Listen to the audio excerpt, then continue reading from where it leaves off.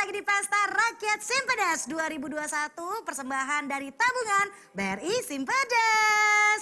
Oke, masih banyak keseruan malam hari ini Sobat BRI. Selanjutnya kita bakal ada format baru dari Si Inspiratif, yaitu adalah workshop. Pas banget nih buat Sobat BRI di rumah yang mau belajar bikin sesuatu karya yang bisa dijadiin ide usaha. Dan untuk sesi workshop ini bakal dipandu oleh partner aku. Langsung aja silakan John. Oke, thank you Novila. Nah Sobat BRI, ini nih yang tadi kita kasih tahu. Ini yang baru dari Pesta Rakyat Simpedes 2021. Jadi ini adalah workshop ya, yang akan membuat suatu karya yang bisa dijual, intinya begitu ya. Yang bisa mendatangkan cuan. Nah semoga Sobat BRI bisa terinspirasi. Mudah-mudahan nggak sulit untuk ditiru dan juga bisa mendapatkan sesuatu, bukan cuma motivasi tapi dapat ide-ide baru yang lain. Nah kali ini untuk episode ini adalah kita akan belajar tentang eco pounding bersama dengan Mbak Edita Rianti. Selamat malam Mbak. Sehat ya Mbak? Sehat. Sehat. Jadi Mbak Edita Rianti ini adalah seorang owner dan founder Creative and Craft House yaitu Edit House. Nah Mbak Edita, ya. Kira-kira ini kita mau bikin apa? Sebetulnya eco pounding itu apa? Dijelasin sedikit mungkin bisa Mbak. Eco pounding adalah salah satu teknik pencetakan warna dengan daun-daun. Oke, mungkin sekarang kita akan segera praktek atau gimana Mbak? Ya, kita praktek ya Mas. Oke, kebetulan, boleh. Media yang kita pilih ini di pots gini ya. Oh, oke, ini apa nih? Pots ya? Gitu. Bisa jadi tempat apa aja ya sebetulnya ya? Wadah. Multifungsi. Oh, tempat HP. Ya, gitu handphone atau tempat pensil dan lain-lain. Bahan dan alat-alat yang dibutuhkan apa aja, simple aja Mas. Oke. Gitu. Kita butuh tawas. Oke. Kemudian kita butuh palu. Nih palu. Bisa. Saya langsung agak mundur. Bisa pakai dari kayu, yang terbuat dari kayu. Ya. Atau yang terbuat dari karet. Oke, jadi fleksibel ya, yang penting bentuknya seperti itu ya. Oke. Jangan yang besi ya Mas, takutnya nanti medianya robek. Oh, gitu. ya. Karena ini teknik yang akan dilakukan dengan cara dipukul-pukul. Sehingga motif dari daun itu tercetak pada media yang kita pilih. Wow, gitu. Terus Mbak, ya. Setelah tawas terus ada palu. Terus di sini ada daun-daun yang tersedia ini ada daun miana. Kemudian ini daun Afrika, gitu. Kalau itu tahu kenikir Mas? Hasilnya kenikir, bunga kenikir yang orange ini. Oh oke, iya. Gitu. Kalau daun bisa apa aja daunnya? Tergantung pilihan daunnya. Dia biasanya yang memiliki tanin kuat. Biasanya seringnya digunakan untuk obat-obatan tuh biasanya. Bisa ya? Oke, ini berarti contohnya adalah dua daun ini. Yang pertama tadi daun apa Mbak? Itu daun miana. Miana dan ini? Daun Afrika. Oke, sekarang kita mulai prosesnya seperti apa Mbak Edita? Nah, media ini sudah saya treatment dengan merendamkan 2 sendok teh tawas. Ya. Kemudian kita campurkan dengan air panas. Segelas. Sorry Mbak, kalau saya boleh interupsi sedikit aja. Mungkin pemirsa penasaran ini tuh terbuat dari apa media yang akan jadi alasnya si pouch ini Mbak? Apakah memang boleh semua media plastik atau apa gitu atau gimana? Oke, media yang dipilih untuk eco pounding sendiri harus kain. Oke, ini kan berarti kain ya? Itu belacu, dari bahan belacu. Gitu. Bisa katun atau zat pewarna alam lain, selulosa. Jadi kain-kain yang berserat alam. Oke, berarti kalau plastik nggak bisa ya? Nggak. Oke, berarti bahannya kain ya Sobat BRI. Terus kemudian sudah direndam oleh? Direndam 2 sendok teh, tawas, kemudian dicampurkan dengan air panas, 1 gelas aja cukup, diaduk, kemudian ditambahkan 2 liter air, rendam medianya, diamkan sekitar 30 menit. Gitu. 30 menit, kemudian nggak usah diperes, diangkat, diangin-anginkan, setelah kering siap digunakan. Oh itu tujuannya buat apa Mbak direndam tawas dulu? Untuk mencuci itu namanya prosesnya scoring. Kalau yang tadi saya jelaskan itu namanya mordan. Kedua hal tersebut untuk menetralisasi zat-zat kimia pada saat proses di pabrik, Mas. Oh, gitu. oke. Gitu. Sehingga proses pewarnaannya ini bisa dilakukan secara maksimal. Oke, berarti supaya dapat hasil optimal ya Mbak ya. Silakan lanjutnya seperti apa Mbak Edita? Oke. Mas mau coba juga nggak? Boleh Mbak? Aduh asal nggak merusak Ini buat- karya saja. Saya Oke. takutnya malah hancur nih saya nyobain. Saya gunakan teknik mirroring. Ini buat saya ya, Mbak, ya? Oke. Jadi kain yang sudah dimordan, sudah direndam tawas tadi, itu kita balik, Oke, gitu ya. dibalik. Kita balik, udah dibalik. Kemudian kita tata daun-daunnya, mau diletakkan seperti apa? Oh, Kita letakkan di dalamnya. oke. Mas susun ya, silakan. Terserah ya Mbak ya, Iya, sesuai kreativitas sesuai aja ya. dengan kreativitas. Ini kok terus Kemudian, di dalam Mas. oh iya di dalam kan? Karena nggak di dalam sini. Oh di dalam. Ya. Oh iya. Iya. Karena kita mau melakukan pencetakan dari dua sisi, Oke, di kiri dan kanan. terus sudah Mbak? Sesudah itu baru dipukul-pukul. Oh udah Mbak, gini doang dipukul-pukul? Iya. Mudah kan? Oh bisa Mbak, Kita coba ya. dipukul-pukul. Gini aja. Mas aja ya yang mencoba. Tapi agak Bisa. oke. Ini ajaib loh kalau sampai bisa. Udah. Kemudian jangan lupa dialasi dengan plastik. Oke, supaya nggak langsung kena ya ke Oke. medianya ya. Yang penting kita melakukan pemukulan secara konsisten. Contoh Mbak, Ya. kasih contoh. Nih saya pinggirin dulu biar Maaf Sobat ya. BRI jelas. Maaf ya agak berisik ya. Ya, Memang lebih maksimal kalau kita lakukan di lantai. Karena ini dilakukan di meja sehingga prosesnya nggak terlalu Wow. bisa maksimal. ya, ya, ya, ya, ya. Bunyinya kayak tukang lagi renov rumah sebelah ya Mbak ya. Ini sampai apa Mbak? Ya, sampai tercetak semua, terpola semua. Oh, sampai gitu. Nanti ngecap akhirnya, gitu ya dia? iya, nanti akhirnya jadi seperti ini. Jadi Oh. kalau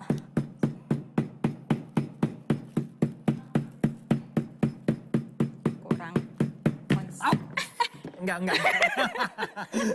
Maaf Mbak. aduh,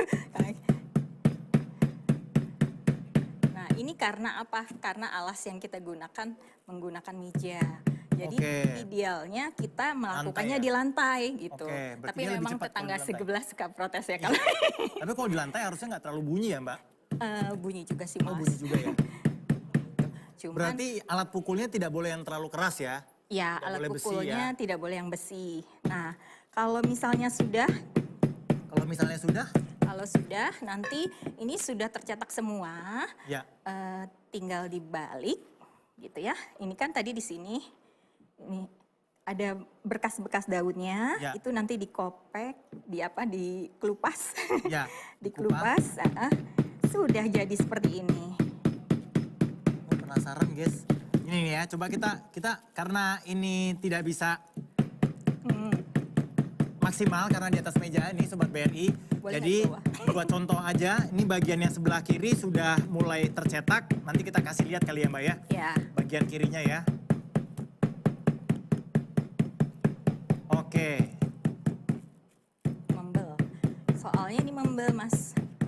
Oke. Coba Mbak, mungkin kita bisa kasih lihat dulu. Apakah benar hanya dengan modal tawas, kemudian daun, dan kemudian bahan media kain seperti ini, kita bisa membuat suatu kreasi yang punya nilai jual. Ya. Ini berarti Mbak Edita sudah jualan kayak gini Mbak ya? Ini bahan-bahan yang diprodukkan Oh, di coba sekarang saya mau lihat belum dulu. maksimal itu ya. Ini belum maksimal pasti ya, karena tadi sudah dibilang harusnya di lantai. Dan coba kita lihat guys. Ini bagian yang sudah, wow. Ini harusnya semuanya dipukul ya sampai rata semua. Wow. Gitu. Mbak ini Memang- daunnya nggak dikasih pewarna lagi kan? Enggak, itu Oh, dari iya? aslinya. Wah keren banget, tepuk tangan dulu dong Sobat BRI. Ini. Nih ya, Tapi jadinya ini nanti belum akan rata nih tuh. ya ya ya ya. Ini Mas Ipang tidak mau buru-buru optimal aja karena sih. memang tadi seperti yang Mbak Edita bilang ya, kita kan nggak bisa kasih. Dan harus tekun, harus sabar. Oh iya. Karena kan semuanya nih, ruas-ruasnya harus rapi, rata. Mm. Tuh, sehingga tercetak seperti ini. Oke, berarti hasil jadi akhirnya nanti akan seperti ini ya? Ini, karena daunnya kan ini. Oh ini ya, berarti Iya. contohnya akan seperti ini. Berarti ini benar-benar pas dibuka dia akan kayak gini Mbak langsung? Tinggal dikelupas aja, dikelupas. Oh wow, sampai serat-seratnya kelihatan banget loh. Ini keren Dan banget jangan setelah. lupa ada satu tahap lagi untuk Apa itu, Mbak? melakukan proses pengikatan warna supaya nggak mudah luntur. Oke, Dilakukan seperti tahapannya kita merendam tawas tadi, Mas, gitu. diapain lagi Mbak? Direndam sesuai dengan takaran yang sama, 2 sendok teh, Mm-mm. campur dengan air panas, Ya. kemudian ditambahkan dengan 2 liter air, direndam sekitar 30 menit, angin-anginkan, siap digunakan.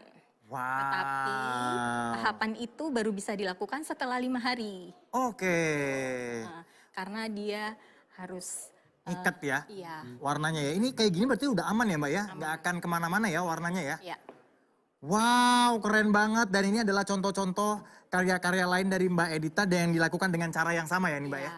Ini kain pasmina Mm-mm. bisa kita jual tuh 200.000 padahal modalnya kan nggak Oh, nyampe iya? 10.000, betul. Coba Mbak, coba dijembrengin Mbak. Ini berapa ini harganya Mbak? Coba Mbak, saya jadi penasaran nih. Ini pasmina harganya 200.000 nih, cuma dipukul-pukul doang nih. Tapi memang harus tekun ya, berarti bukan berarti juga gampang ngerjainnya. Iya betul. Mbak Edita sendiri malu-malu gitu Iya, tadi. betul. Wah, keren banget.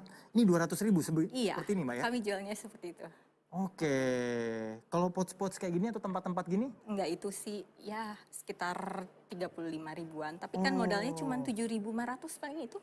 Waduh, nah makanya Sobat BRI ya, jangan remehkan apa yang ada di sekitar. Karena bisa jadi kalau misalnya kita berpikir secara kreatif dan kita kenal misalnya orang-orang yang punya metode-metode kreatif seperti ini. Bisa jadi apa yang ada di sekitar kita jadi sesuatu yang punya nilai jual. Betul. Waduh Mbak Edita keren banget, ini dapat ide dari mana sih Mbak pertamanya? Iya, komunitas. Oh Karena iya. tergabung di dalam sebuah komunitas dan rekan komunitas juga memiliki informasi, kemudian sharing ilmu dan akhirnya kita Iya, saling iya, bisa iya, untuk iya. melengkapi. Itu. Wah, keren. Semoga pokoknya apa yang kita beritahu ke Sobat BRI hari ini menginspirasi ya. Mbak Edita terima kasih banyak loh. Sudah mau Sama-sama. berbagi ilmu alias resep dapurnya. Dengan Ini senang kalau hati. ada yang niru nggak apa-apa kan Mbak ya? Nggak apa-apa. Maksudnya cara-caranya kan Justru Mas, Gitu ya, Mbak? semakin kita membagikan, itu semakin potensi kita kan terasah kan. betul sekali. Wah, cakep bener Mbak. Saya juga di Pesta Rakyat Simpedes ini banyak belajar, ternyata saat berbagi itu kita dapat lebih banyak lagi ya. Betul. Wah keren. Terima kasih banyak Mbak Edita sudah berbagi resep-resep dapurnya dalam membuat dengan metode eco pounding ini, dan akhirnya Sobat BRI atau pemirsa bisa lihat ini banyak banget karya-karya dari Mbak Edita dari apa Mbak namanya usahanya Mbak? Edit House. Edit House ya. Ini banyak banget sudah jadi tas, jadi sepatu, jadi waduh macam-macam ya. Menarik banget pokoknya workshop kali ini, mudah-mudahan ini menambah ilmu, juga menambah insight dari Sobat BRI dan juga pemirsa yang baru saja nonton. Mungkin bisa meniru atau mungkin malah bisa berpikir hal-hal yang lain yang juga kreatif seperti Mbak Edita, dan akhirnya kita menghasilkan suatu karya yang punya nilai jual dan juga bisa menolong kita ya. Dan menolong banyak orang tentunya. Oke. Pemirsa masih banyak banget yang seru-seru, banyak banget yang seru di Pesta Simpedes BRI 2021 kali ini. Tapi sekarang kita akan saksikan dulu nih penampilan spesial. Nah oke Sobat BRI, sekarang kita masuk di acara yang lebih seru lagi ya. Ya pastinya karena setiap segmen ini seru. Tadi kita sudah belajar tentang eco pounding bersama dengan Mbak Edita ya. Sudah ngajarin kita secara langsung resep dapurnya, bagaimana cara membuat sesuatu secara kreatif sehingga mempunyai nilai jual.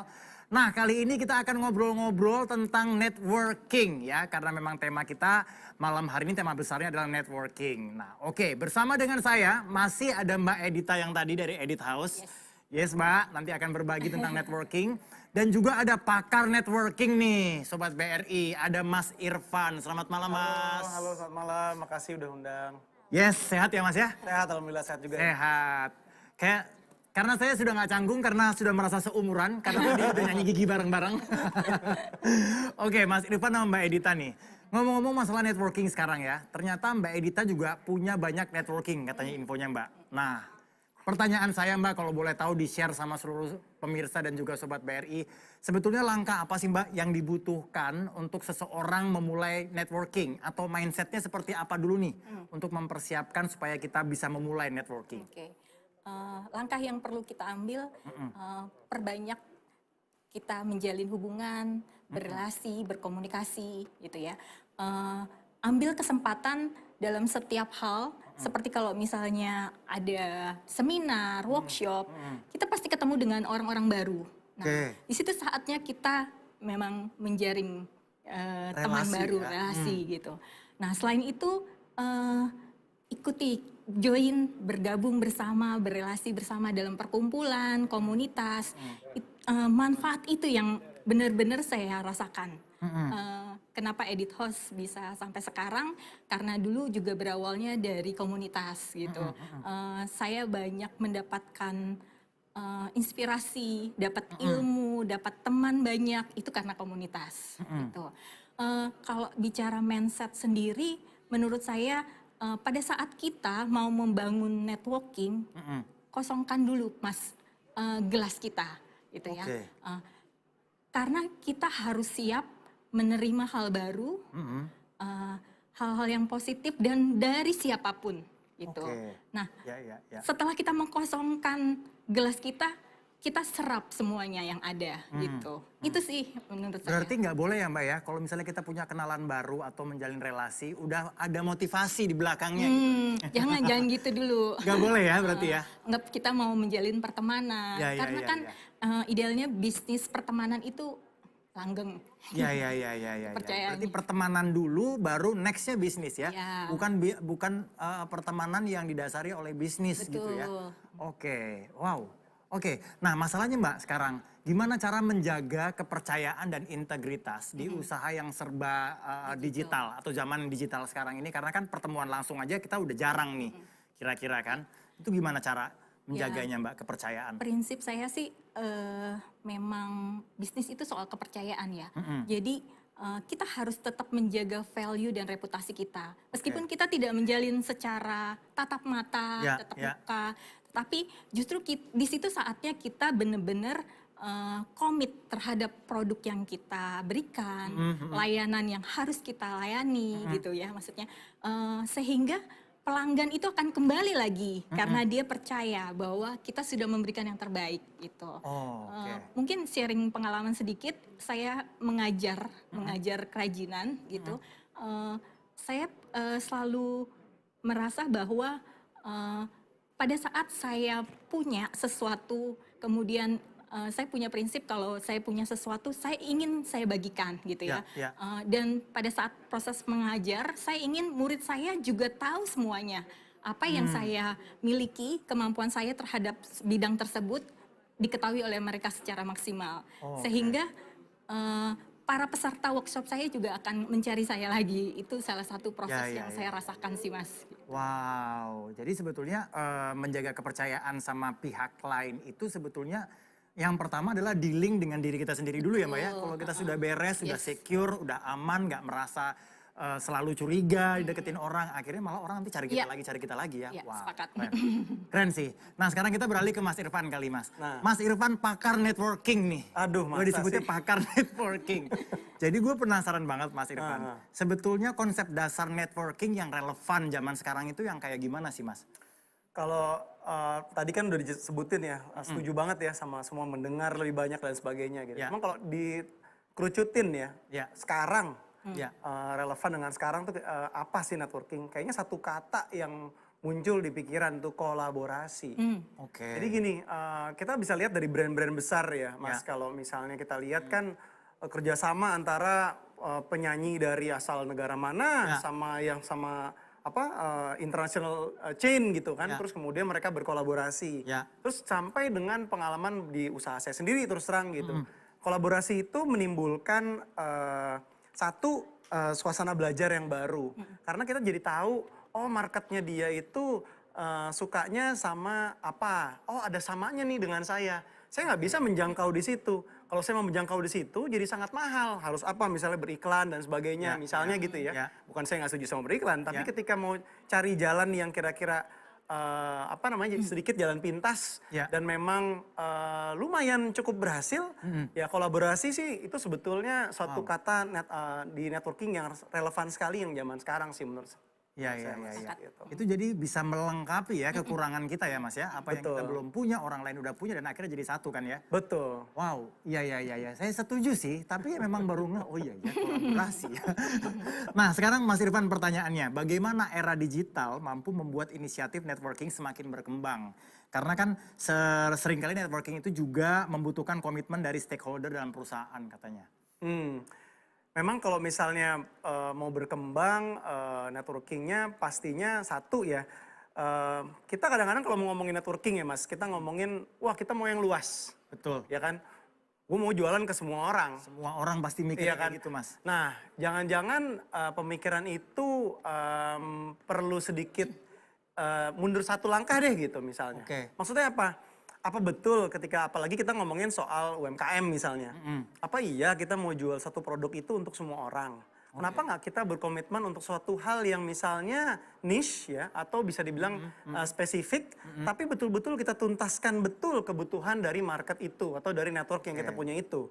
Nah dengan seperti itu komitmen kita itu akan mulai terbentuk dan banyak sejarah sebetulnya yang ngomongin soal itu. Nanti coba di browsing deh. Misalnya kenapa sejarah itu ada sandwich, ada roti sandwich. Itu dari komunitas tertentu sebetulnya. Biar penasaran coba cari sendiri deh. Apa itu sejarahnya. Jadi dari berbagai macam hal-hal yang spesifik ketika bisa dituntaskan permasalahannya, itu komitmen sudah mulai timbul dan build trust seperti yang tadi Mbak Edith sampaikan gitu. Nah, disitulah baru snowballnya jalan gitu. Makin besar. Ya. Berarti kalau saya boleh tarik tadi, nggak usah mikir besar dulu ya Mas ya.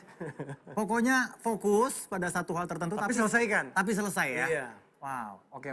Karena dari selesai itu akhirnya malah justru jadi membesar nantinya ya kan Mbak? Betul. Oh iya, baru kepikir juga ya. Ini memang sesi ini tuh selalu membuat kita tuh Sobat BRI kayak, iya ya baru kepikir ya.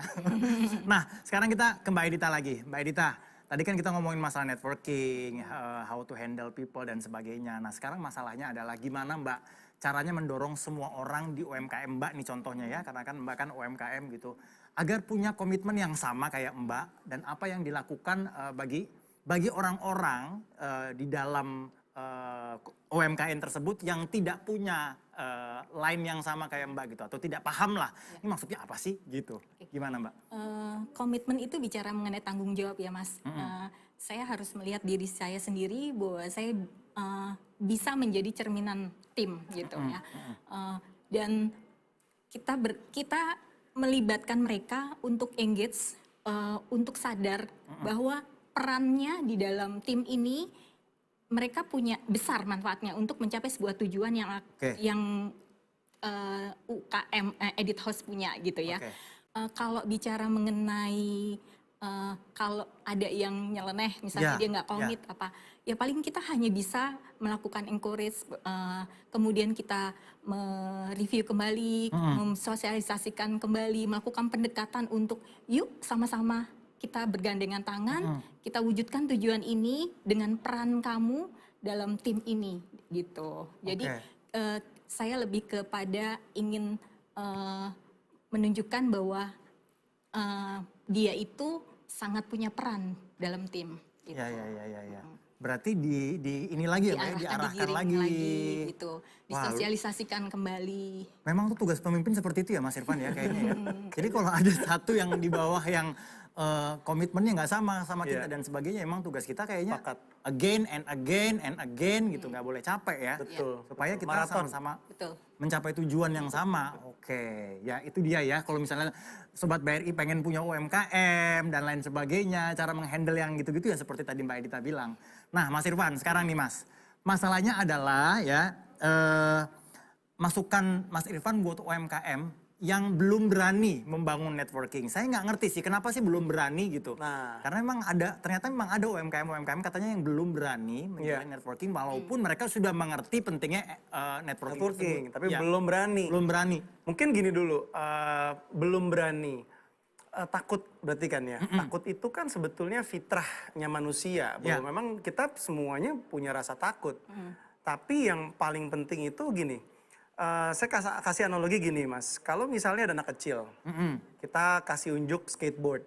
Ya. Kita nggak bilang main skateboard seseru apa. Ya. Nggak dikasih lihat videonya. Pokoknya main skateboard. Ya. Naik dan kemudian dia terjatuh. Mungkin yang pertama kali dia rasain dia, nggak mau, bahaya. Ya. Apaan sih ini kok papan dikasih roda. Ya. Bayangkan skenario yang kedua, kita kasih goal. Oke. Kita kasih goal. Goalnya tuh kayak gini, bisa pakai baju keren, ada triknya. Ya. Kok ada komunitasnya, bisa punya teman banyak. Kemudian dia jadi punya goal, jadi punya bayangan dan sampai ke visualisasi di anak ini. Nah, jangan-jangan takut itu adalah bentuk bahwa goalnya itu belum tervisualisasi sama dia. Oke. Belum ada alasan yang kuat, cukup kuat untuk dia gerak. Oke. Karena kalau udah cukup alasan yang kuat untuk gerak, balik lagi ke anak tadi, udah seru banget nih, pengen dong punya hobi kayak skateboard gini, ada komunitas dan sebagainya gitu. Ketika jatuh pertama kali, mungkin dia akan sadar itu bagian dari proses. Dia akan berani untuk melakukan networking walaupun itu salah misalnya. Karena dia punya goal udah jelas gitu. Jadi sebetulnya bukan takutnya yang kita analisa, tapi yang kita analisa adalah goalnya dulu. Udah punya reason yang kuat belum untuk mulai networking? Tapi emang sebetulnya apa sih yang jadi latar belakang orang takut membangun networking, Mas? Maksudnya ada risiko apa gitu? Gini, saya juga termasuk orang yang katanya introvert ya, dicek-cek gitu ya, introvert. Jadi suka susah gitu misalnya kalau cerita ke orang dan sebagainya. Tapi begitu kita punya passion, saya suka, misalnya saya suka sama kopi misalnya. Saya suka sama coklat gitu ya. Kayaknya ketakutan itu tuh nggak terlalu jadi signifikan gitu loh Mas. Karena tadi ya kita punya sesuatu yang bigger than the fear, satu hal yang lebih besar daripada ketakutan itu sendiri. Jadi makanya saya coba balikin lagi ke poin saya di awal. Jadi jangan ngomongin soal takutnya dulu, tapi ngomongin soal goalnya dulu. Tujuan baiknya apa? Nah dari tujuan baik itu saya yakin banget ya, ada apalagi itu soal passionnya dia, pasti takutnya itu akan terkucilkan sendiri dan dia pasti akan berani ngelangkah sih. Oh wow, Luar biasa. berarti putuskan dulu tujuan besarnya apa ya Mas ya, sebelum melakukan sesuatu nanti karena semuanya akan terdrive dari tujuan tersebut ya. Iya kayaknya gitu. Wow, sebetulnya saya masih pengen banyak banget nih ngobrol-ngobrolnya tapi di layar sudah harus ke pertanyaan terakhir nih Mas. Mas Irfan sama Mbak Edita, oke, gak apa-apa kita nurut aja ya. Pertanyaan terakhir untuk Mas Irfan dan Mbak Edita. Kira-kira, coba dong dikasih tipsnya Mbak Edita sama Mas Irfan untuk menjalani atau memperluas networking khususnya zaman sekarang. Mungkin Mbak Edita dulu. Oke. Tipsnya Mbak. Jangan puas dengan apa yang ada saat ini. It's time untuk berkolaborasi, untuk mensupport teman-teman masing-masing UKM gitu ya. Ini saatnya kita bergandengan tangan untuk suatu proses dan tujuan yang lebih baik lagi untuk kesuksesan bersama. Terus kalau memiliki kemampuan, jangan segan-segan untuk membagikan ke orang lain. Karena dari situ potensi kita diasah dan jaringan kita malah diperluas. Percaya itu. Gitu. Berarti motivasi kalau saya bisa bilang motivasi dari menjalin networking adalah kita support orang. Ya, bukan Dan take something membagi, tapi kita support orang dulu. Karena nanti dengan sendirinya pasti kita akan dapat sesuatu juga ya. Dari Mas Irfan Mas. Ayo Mas. Ya, ini saya mau tulisnya apa gimana nih? Penting-penting banget. Mungkin saya sekedar nyimpulkan beberapa diskusi kita ya. Kayaknya ada 4 hal deh kalau ngomongin soal networking. 1, learn. Mendengar, mengamati, belajar itu nomor 1. Karena tadi ya semangatnya, kalau kita semangatnya menjadi yang paling pintar duluan kayaknya udah gak seru gitu kan networking sama orang seperti itu. Nah yang kedua itu be knowledgeable, jadi adalah orang yang berilmu. Nah kemudian yang ketiga, jangan lupa be unique. Karena kalau gak ada keunikan, ya sama dengan orang lain ya saya tinggal ngobrol sama dia, gak usah ngobrol sama Mas gitu ketika Mas gak punya keunikan gitu. Yang keempat giving. Kita kelihatan orang yang memang suka gitu ngobrol memberi kayak Mbak Edit udah lakukan selama ini dan terbukti kok Mbak Edit berhasil kan. dengan memberi mengajarkan ke murid-murid yang lain gitu. Ya. Dan last but not least mungkin di luar dari yang 4 ini payungnya sih sebetulnya nih. Ya. Selalu saya percaya apapun ya, apalagi itu membangun network ya. Saya percaya dengan perkataan mentor saya, mudah-mudahan dia lihat acara ini ya, punya banyak mentor lah. Tapi salah satu yang ngomong gini, Evan selalu ingat do good and do it well. Oke. Buat niat baik, tapi jalankan itu dengan profesional. Nah, dengan cara itu bisnis jadi sustainable, network juga jadi sustainable dan sangat kuat. Wow, bisa kita kasih tepuk tangan dulu nih buat tips-tips yang baru kita dengar nih. Ini kalau ikut workshop mahal loh Sobat BRI. Iya, ini mahal loh ilmu-ilmu kayak gini. Menarik banget pokoknya pembicaraan kita barusan dengan Mbak Edita dan juga Mas Irfan. Terima kasih banyak karena saya aja merasa banyak banget dapat ilmu. Mudah-mudahan ilmu ini juga nyampe lewat layar dimanapun Sobat BRI dan juga pemirsa lagi nonton acara ini. Ya pokoknya waktunya sayang banget udah habis, tapi jangan nyesal atau jangan kecil hati karena kita masih punya pembahasan-pembahasan yang pastinya juga nggak kalah seru. Bulan depan kita akan ketemu lagi dengan para pakarnya dengan tema masing-masing ya. Dan setelah ini masih akan ada penampilan spesial lagi dari siapa? Tentu saja dari Gigi dan Nasar. Tapi sebelum itu saya kembalikan dulu ke Novila. Silakan. Wow, asik banget John ya ngobrol-ngobrol barengan sama Mbak Rita dan juga Mas Irfan. Yang gak kalah asiknya juga buat Sobat BRI, acara Pesta Rakyat Simpedes ini adalah salah satu bentuk kepedulian dari tabungan BRI Simpedes untuk bisa memajukan para pelaku UMKM. Jadi gak cuma untuk UMKM aja, tapi juga buat Sobat BRI yang baru mau terjun ke dunia UMKM. Terbuktikan dari tadi kita udah denger banyak banget pembahasan soal peluang usaha yang bisa dilakuin sama Sobat BRI di rumah. Tetap di Pesta Rakyat Simpedes 2021.